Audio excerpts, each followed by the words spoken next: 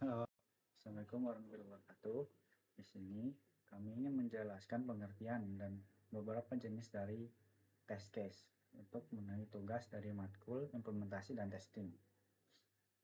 Sebelumnya, berkesan nama saya Febrianto dari grade yang terakhir 085. Itu yang pertama ingin menjelaskan pengertian dari test case. Test case adalah suatu tes yang dilakukan berdasarkan pada suatu inisiasi, masukan, kondisi, ataupun hasil yang terhitungkan sebelumnya. Nah, setelah jika seorang perusahaan atau programmer memiliki project yang hampir selesai atau sudah selesai, nah mereka itu harus melakukan testing dulu. Nah, testing itu harus terencana, itulah harus diinisiasi dari tim testingnya tersebut.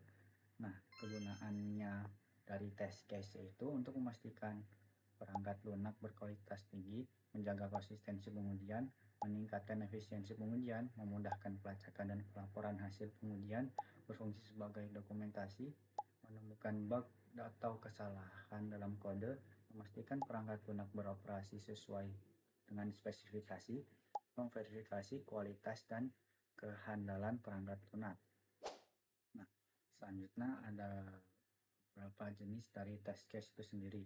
Yang pertama itu ada white box dan yang kedua itu ada black box. Pengertian singkatnya itu white box untuk melakukan kesesuaian suatu komponen terhadap desain, melainkan yang black box itu tes yang dilakukan untuk kesesuaian suatu komponen terhadap spesifikasi. Perkenalkan, nama saya Ariko Abiasa Dwi Andika, nomor 3 digit terakhir 098. Melanjutkan dari materi sebelumnya yaitu tentang test case yang dijelaskan oleh teman saya. Di sini saya akan menjelaskan tentang white box testing. Untuk yang belum tahu, white box testing ini adalah tahap di mana kita tidak melihat aplikasi dari luarnya, tapi kita melihat kode yang ada dalam program yang kita buat. Contohnya itu seperti kita membeli mobil, kita tidak hanya melihat dari tampilan luarnya seperti bodinya, tapi kita lihat dari kap mesinnya. Kita cek mesinnya apakah bekerja dengan sempurna. Itulah white box testing. Pertama-tama, saya akan menjelaskan tentang apa itu white box testing. Jadi, white box testing ini sendiri adalah pengujian berdasarkan kode sumber. Jadi bukan cuma ngecek aplikasinya dari tampilan luar, tapi kita benar-benar melihat cara kerja dari program yang kita buat. Kita pastikan setiap baris kode, setiap kondisi, dan setiap jalur eksekusi berjalan sesuai dengan harapan dan plan yang kita buat di awal. Bisa dibilang ini tuh bukan cuma soal aplikasi bisa berjalan, tapi lebih ke aplikasi ini bekerja dengan benar atau tidak. Oke, sekarang pertanyaannya, kenapa kita harus repot-repot memakai white box testing? Emang kalau kita tidak memakainya, apa yang akan terjadi? Bayangkan saja kamu membuat sebuah aplikasi yang dari luar terlihat normal dan nggak ada error, tapi pas saat diuji lebih dalam ternyata ada kode yang nggak pernah dipakai, kondisi yang nggak pernah dijalankan, atau bug yang bisa bikin crash. Coba bayangkan aplikasi yang seperti ini itu sampai ke tangan pengguna, bisa-bisa terjadi lemot, freeze, atau bahkan berhenti bekerja. Nah, untuk masalah yang kayak gini, kalau nggak dicegah dari awal, dampaknya bisa sangat besar. Aplikasi jadi nggak optimal, pengguna bisa terganggu, bahkan mungkin ada celah yang bisa dimanfaatkan oleh hacker untuk masuk ke dalam sistem kita. Makanya, white box testing ini sangat penting. Dengan pengujian ini, kita bisa memastikan kode bekerja dengan baik dari dalam sebelum aplikasi digunakan sampai ke tangan pengguna. Untuk manfaat white box testing sendiri, pertama kita bisa memastikan semua kode berjalan dengan benar, juga mencari bug tersembunyi yang nggak pernah terlihat di pengujian biasa, jika mengoptimalkan performa dengan menghapus kode yang tidak pernah dipakai. Terakhir ada untuk meningkatkan keamanan, biar nggak ada celah untuk hacker masuk. Sekarang kita akan masuk ke bagian yang mungkin lebih teknis, yaitu bagaimana cara kita untuk melakukan white box testing ini sendiri. Ada beberapa teknik utama dalam white box testing yang akan membantu kita dalam menemukan bug dalam kode. Saya akan membahas satu persatu. Yang pertama ada yang namanya statement coverage. Ini adalah metode paling dasar di mana kita memastikan setiap baris kode itu dieksekusi minimal 1 kali. Bayangkan ada kode yang nggak pernah dijalankan, bisa jadi ada kesalahan di situ yang kita sendiri tidak pernah sadari. Nah, dengan statement coverage ini, kita memastikan tidak ada bagian kode yang terabaikan. Nggak cukup sampai situ, karena kita sering mempunyai percabangan if-else, kita butuh teknik yang lain, yaitu branch coverage. Di sini, kita memastikan setiap cabang dalam kode, baik itu kondisi if, else, atau switch, itu pernah diuji. Misalnya, ada kondisi if yang cuma dijalankan kalau ada variabel tertentu yang tidak lebih dari 10. Tapi kalau kita nggak pernah coba, dengan nilai di bawah 10, kita nggak pernah tahu apakah kode di dalamnya yang else itu bekerja dengan benar atau malah error. Nah, dengan branch coverage ini, kita memastikan semua jalur dieksekusi diuji, biar nggak ada kode tersembunyi yang bisa membuat masalah. Kalau mau lebih detail lagi, ada yang namanya backtesting. Backtesting ini menguji semua kemungkinan jalur eksekusi dalam program, dari awal sampai akhir. Misalnya, kalau kita punya program yang bisa diakses dengan 2 cara berbeda, kita harus pastikan kedua-duanya bekerja dengan baik, bukan cuma satu jalur saja. Jadi dengan backtesting, kita memastikan bahwa semua rute dalam program telah diuji dan berjalan dengan benar. Selanjutnya ada loop testing yang fokus dalam bagian perulangan dalam kode. Kita pasti sering memakai looping seperti for, while, atau yang lainnya. Tapi apakah kita yakin perulangan bekerja dengan benar? Bagaimana kalau perulangan ini jalan terus-menerus tanpa henti, atau mungkin bisa disebut dengan infinity looping? Atau bagaimana kalau perulangan ini yang harusnya berhenti di angka 10, malah lanjut ke angka 1000, atau mungkin 2000? Loop testing ini membantu kita memastikan perulangan berfungsi sesuai dengan yang diharapkan, baik untuk jumlah iterasi kecil maupun iterasi yang sangat besar. Terakhir ada data flow testing. Ini adalah teknik yang fokus pada bagaimana data mengalir di dalam kode. Pernah nggak sih mengalami error karena variabel yang belum diinisiasikan, atau ada variabel yang dideklarasi tapi malah tidak pernah dipakai? Nah, data flow testing ini membantu kita menemukan masalah seperti ini. Dengan teknik ini, kita bisa melacak bagaimana data digunakan dalam kode, apakah variabel yang tidak efektif, atau malah ada variabel yang bisa menyebabkan bug. Nah, dengan kombinasi semua teknik ini, kita bisa memastikan kode diuji dengan benar dari berbagai aspek, mulai dari yang paling dasar seperti coverage, statement coverage, sampai yang paling mendalam seperti backtesting dan data flow testing. Jadi setelah kita bahas semuanya, ada satu hal yang harus kita ingat baik, yaitu whitebox testing sendiri bukan sekedar proses tambahan dalam pengujian. Ini adalah fondasi penting untuk memastikan kode kita benar-benar kuat. Kalau kita hanya melihat tampilan luar tanpa mengecek isi kodenya, itu sama saja seperti membangun rumah tanpa ada fondasi di dalamnya. Kalau mau membuat aplikasi yang kuat, aman, dan nggak bikin pusing saat scaling, kita nggak boleh skip whitebox testing ini. Mungkin itu saja dari saya. Semoga materi ini membantu kita dalam memahami bahwa penting untuk melakukan whitebox testing. Selanjutnya yaitu, tadi kan udah tentang whitebox testing sendiri. Nah, selanjutnya yaitu karakteristik atau ciri khas dari whitebox testing, metode whitebox testing, kelebihan serta kekurangan, dan bagaimana contoh pengimplementasian whitebox testing pada pengujian. Nah, yang pertama yaitu karakteristik whitebox testing atau ciri khas dalam whitebox testing sendiri. Yang pertama yaitu pengetahuan internal. Penguji harus memahami bagaimana kode sumber dan struktur program. Yang kedua yaitu pengujian berbasis kode, menggunakan analisis kode untuk merancang test case sendiri. Yang ketiga dan yang terakhir yaitu cakupan pengujian, mengukur seberapa banyak kode yang telah diuji dalam test coverage. Yang selanjutnya yaitu bagaimana metode whitebox testing dalam pengujian. Yang pertama yaitu cakupan pernyataan, memastikan bahwa bagaimana setiap pernyataan dalam kode dieksekusi setidaknya sekali. cakupan cabang, memastikan bahwa setiap cabang dari keputusan diuji, yang dimana terdapat pengujian yaitu if else. Yang selanjutnya yaitu cakupan jalur. Cakupan jalur memastikan bahwa semua jalur independen dalam program diuji. Yang selanjutnya dan yang terakhir yaitu loop testing. Menguji semua loop dalam kode untuk memastikan bahwa mereka berfungsi dengan benar, termasuk batasan dan kondisi. Dan yang selanjutnya yaitu kelebihan. Kelebihan dari white box testing sendiri dapat mendeteksi kesalahan dini, yang dimana dapat menemukan kesalahan logika dan penulisan yang mungkin tidak terdeteksi oleh penguji dalam black box testing. Yang kedua yaitu pengujian yang mendalam, memberikan pemahaman yang lebih baik tentang bagaimana sistem berfungsi secara internal. Yang selanjutnya yaitu dapat membantu dalam mengidentifikasi bagian kode yang tidak efisien atau yang tidak perlu.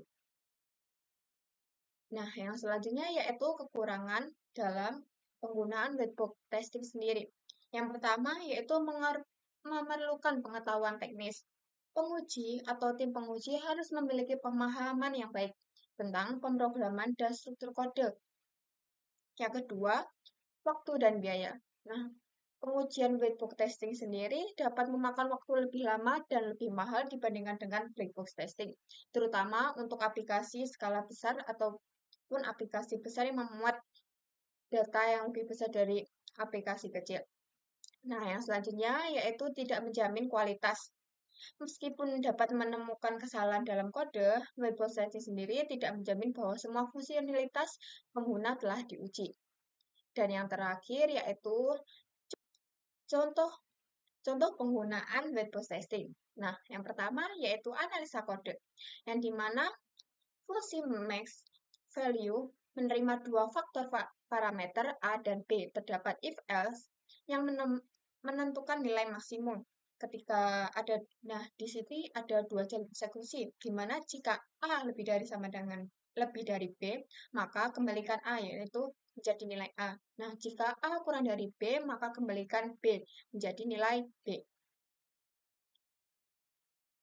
Nah, yang kedua yaitu rancangan test case. Berdasarkan analisa yang di atas, yang pertama yaitu kita akan merancang test case untuk memastikan bahwa semua jalur dalam kode dapat diuji.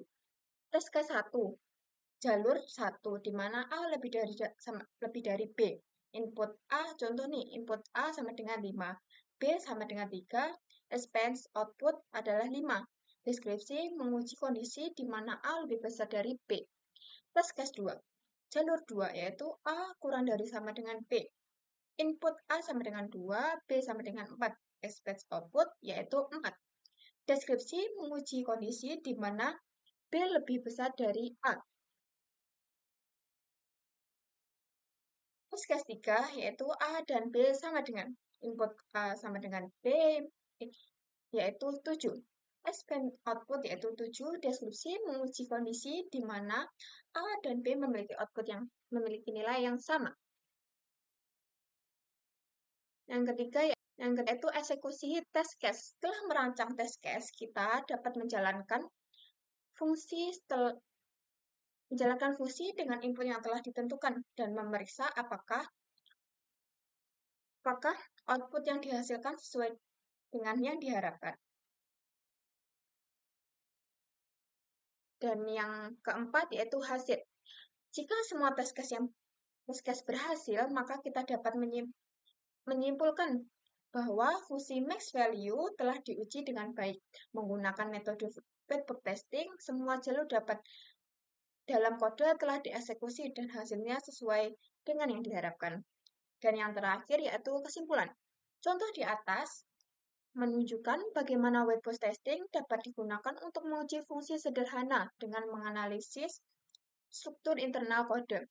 Dengan merancang test case yang mencakup semua jalur eksekusi, kita dapat memastikan bahwa fungsi berfungsi dengan benar dalam berbagai kondisi. Yang selanjutnya ada black box testing. Nah, apa sih itu black box testing? Nah, Black box testing itu adalah pengujian perangkat lunak yang berfokus pada input dan output tanpa mengetahui atau memeriksa kode internalnya. Artinya, si tester ini tidak perlu melihat source code, tetapi hanya menguji apakah sistem itu bekerja sesuai dengan spesifikasi yang diharapkan dan kebutuhan dari pengguna itu sendiri. Nah, contoh analoginya itu seperti kalau kita menguji remote control TV. Nah, kita hanya perlu menekan tombolnya. Nah, menekan tombolnya itu tuh sebagai input kita dan melihat apakah TV itu menyala sesuai dengan tombol yang kita tekan. Nah, penyalaan TV tadi itu tuh termasuk outputnya. Jadi kita nggak perlu nih tentang cara kerja dari remote itu sendiri. Nah, untuk tujuan dari black box testing itu ada 4. Yang pertama itu memverifikasi fungsionalitas. Jadi kita memastikan sistem ini bekerja dengan sesuai dengan kebutuhan dari pengguna. Yang kedua, mengidentifikasi bug, yaitu menguji beberapa skenario agar kita itu bisa menemukan kesalahan atau cacat dari fungsionalitas sistem itu sendiri.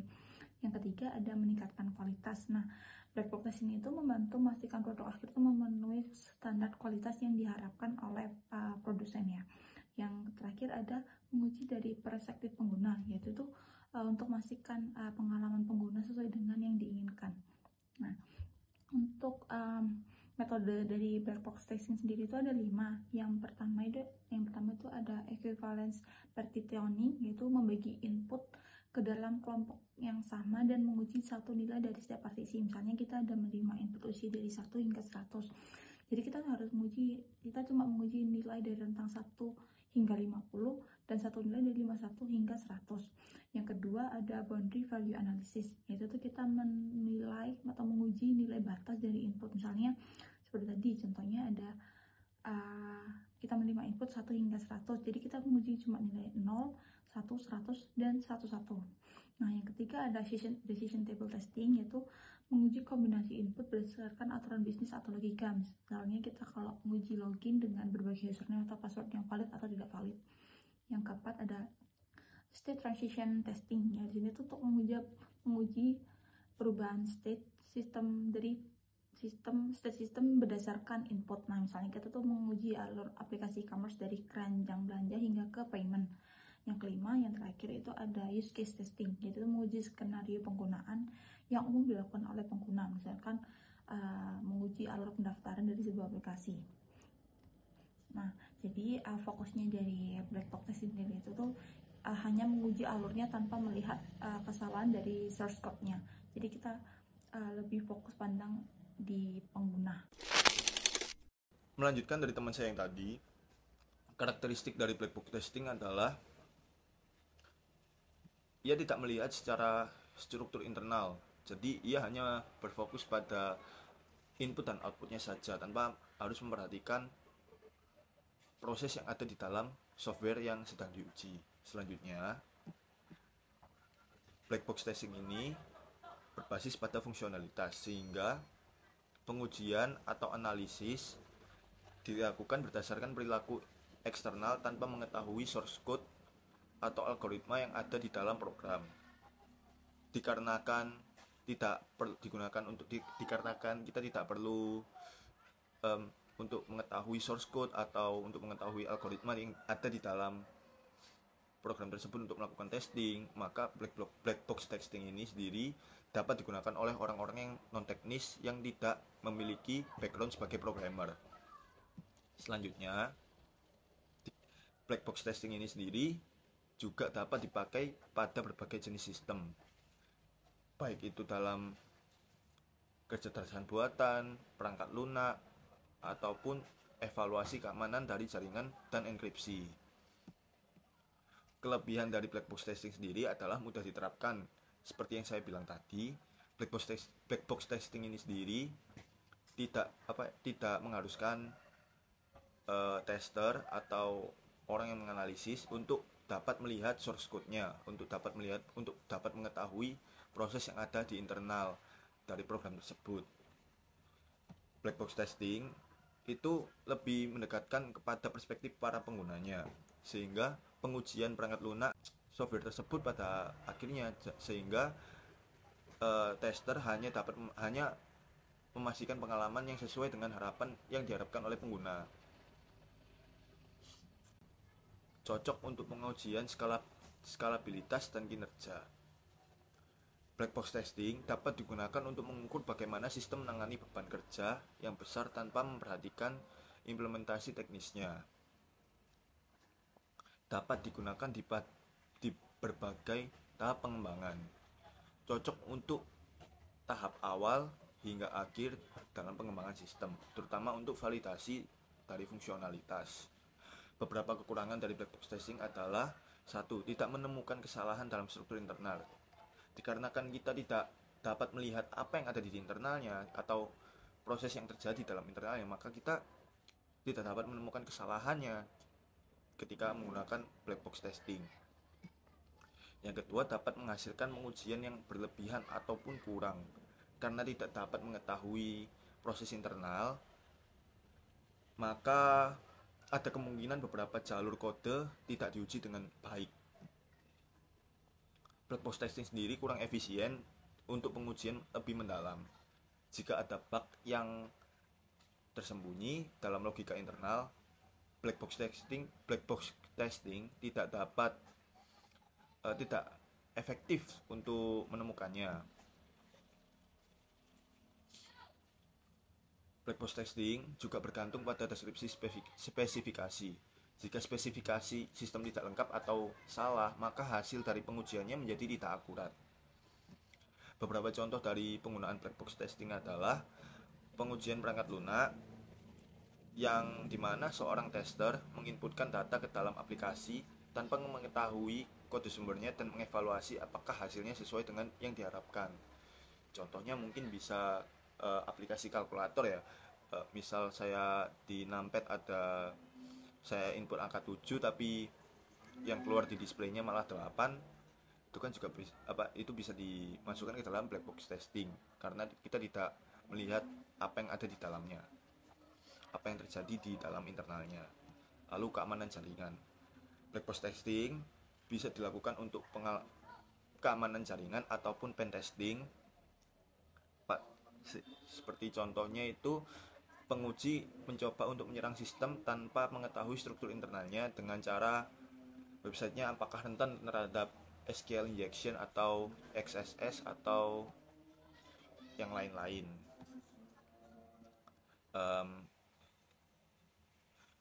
Sistem enkripsi. Di dalam enkripsi seperti AES atau RSA, pengguna hanya melihat data terenkripsi terenkripsi tanpa mengetahui bagaimana proses enkripsi dilakukan secara teknis. Untuk contoh-contoh dari penggunaan aplikasinya mungkin ada di aplikasi mobile banking, situs e-commerce, sistem login, pemesanan tiket, formulir pendaftaran online, dan lain sebagainya. Sekian yang bisa kelompok kami sampaikan. Bila ada kesalahan pada kata-kata, kami memohon maaf dan terima kasih.